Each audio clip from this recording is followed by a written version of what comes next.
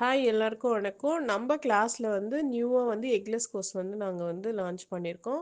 Already நெறைய பேர் வந்து எனக்கு வந்து எக்லெஸ் கிளாஸ்க்காக என்கொயரி கேட்டிருந்தீங்க. இப்போ நம்ம ஆரம்பிச்சிருக்கோம். ஆல்ரெடி வந்து கோர்சஸ் போயிட்டுருக்கு.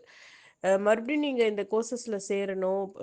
வெறும் எக்லெஸ் மட்டும் தான் செய்வோம் அப்படின்றவங்களும் இந்த கோர்சஸ் வந்து எடுக்கலாம். இதுல வந்து உங்களுக்கு வந்து 15 வெரைட்டி வந்து எக்லெஸ் கேக் வந்து நாங்க வந்து குடுக்குறோம்.